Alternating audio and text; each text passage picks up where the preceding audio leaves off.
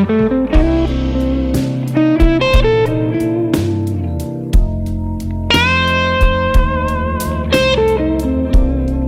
today's lesson, we're going to break down a simple slow blues solo.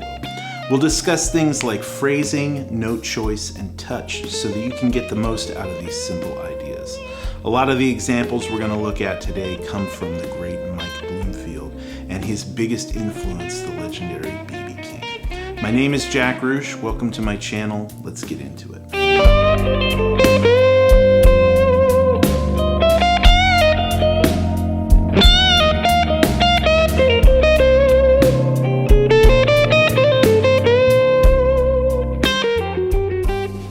Alright, so this is a two-part solo, and I'll have the tabs and notation for this available over on my Patreon site.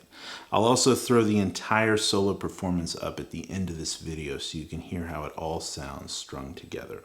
But let's dive into this first section. We're in the key of C. Here's the first 4 bars.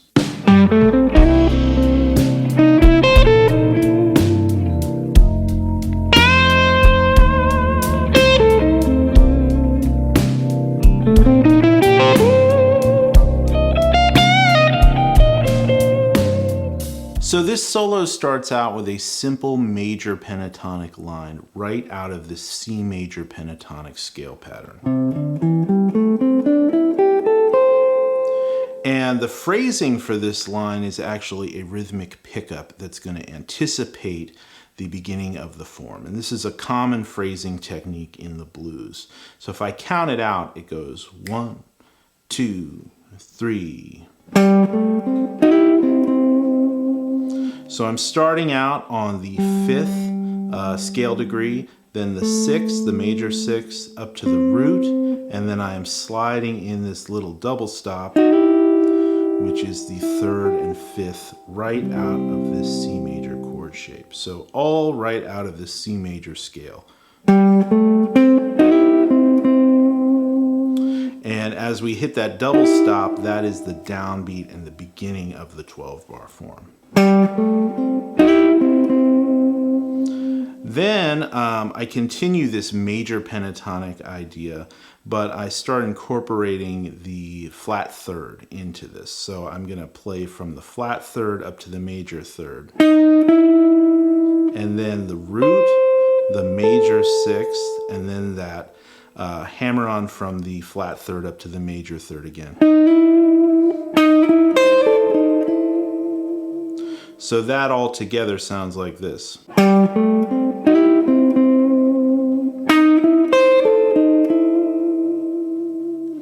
Then I'm going to hit a big bend from the flat 7 up to the root on the B string. And touch-wise, I'm going to give that a little vibrato. But I'm going to hold off, I'm not going to give it the full vibrato right as I bend it up. I'm going to bend it up to pitch, and then I'm going to slowly start bringing that vibrato in. This gives it more of a vocal-like characteristic. So.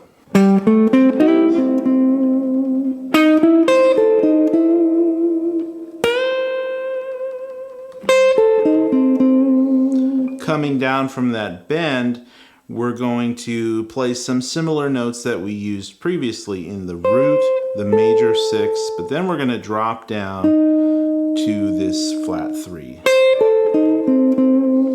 which is a really common thing you'll hear with players like Mike Bloomfield or B.B. King or even guys like Albert Collins. This tritone between the flat 3rd and the major 6. Right, you can play that all over the fretboard, but then after this, as we head into the end of this first 4 bars, going into what's going to be the 4 chord coming in measure 5, we play another line similar to our first line, which is so that same sort of pickup we played before from the 5th to the major 6th to the root, and then hammering on from the flat 3 up to the major 3rd, and then playing the top part of this C major chord, the C major triad, and then sliding up to the root note on the B string. That's the 13th fret of the B string.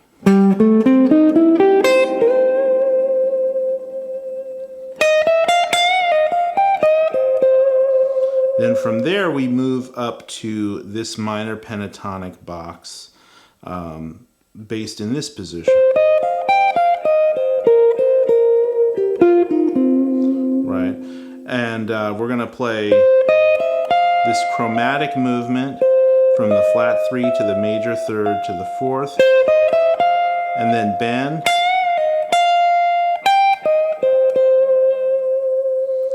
So that's a bend, and then play the 4th, 5th, down to the flat 3 and down to the root. And that wraps up the first 4 bars. So I'll play that again.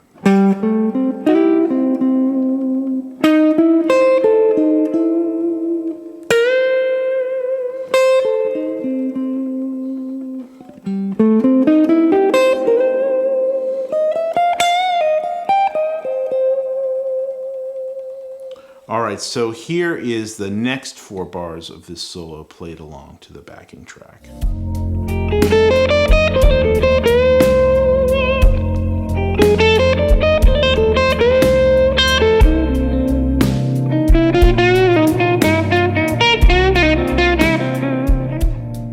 Alright, so for this next 4 bars of the solo, now we've moved to the 4 chord and we're playing over this F7 chord. For this, I'm targeting some notes right out of this chord, right? This is a 4-note chord, F, A, C, and E flat. That's the root, 3rd, 5th, and flat 7th of an F7 chord. So I start out by walking up chromatically to the 3rd of that chord, and then the 5th walking up to the flat 7th. Right, so all of that is right out of this chord shape. There's the 3rd, 5th, and flat 7th. So if you know your F7 arpeggio, all that stuff is right in there. And then a big bend up to the root, C.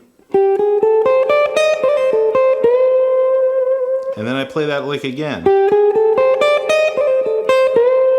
And then come down with a similar phrase that we played earlier using this tritone between the major 6 and the flat 3. Right, and then here I do kind of more of a minor sounding, minor pentatonic kind of blues phrase, but with some chromatic notes still thrown in.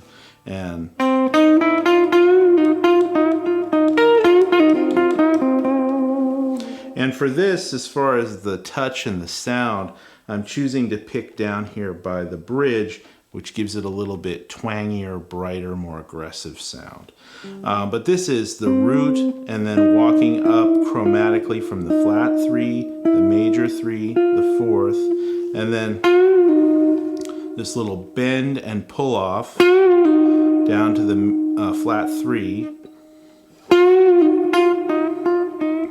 and then this little sort of double pull off from the 4th to the flat 3, and then grabbing the flat 7 and playing again this little flourish using some bending and some pull-offs.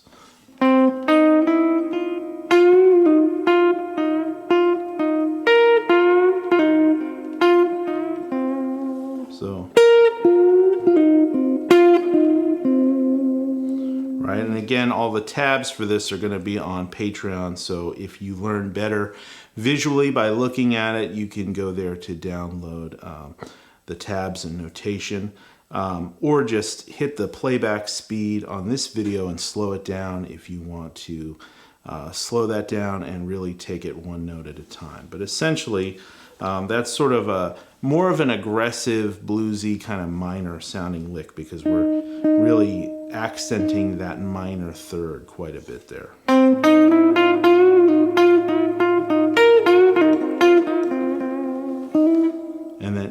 with a little hammer-on to the major third. So really utilizing that combination of the minor third and the major third, which is such a typical thing in this type of blues playing. All right, so now we're going to look at the last 4 bars of this 12-bar blues cycle. I'll play it along to the track right now.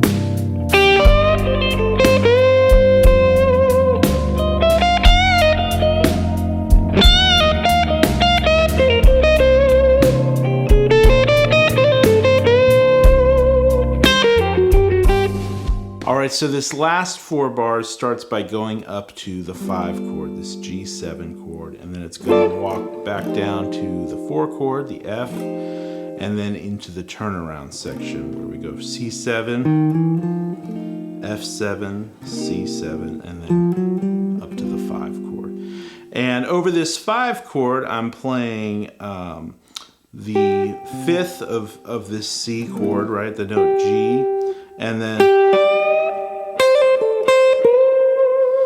hitting this big bend on the what would be the 9th of the C chord. If we look at this in terms of a G7, that's the root of the chord, and then I'm bending up to the 6th of that chord, right? So.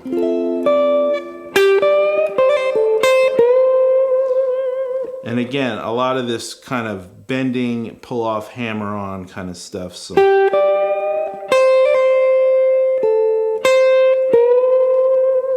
These kind of blues phrases and flourishes that are a signature to this style. And then here I'm moving back up to this minor pentatonic position. Right up here. And I'm doing that chromatic move again. Right, so.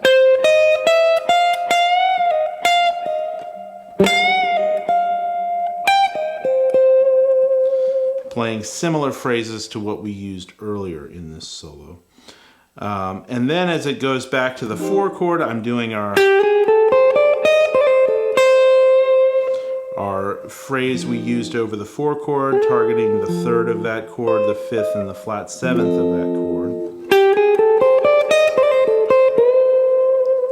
And then I play this great little lick that's a very signature kind of Mike Bloomfield thing, where he comes down and goes, toggling between the 5th and the flat 5 over this C chord, which is such a great, clever little line. And you can take that other places.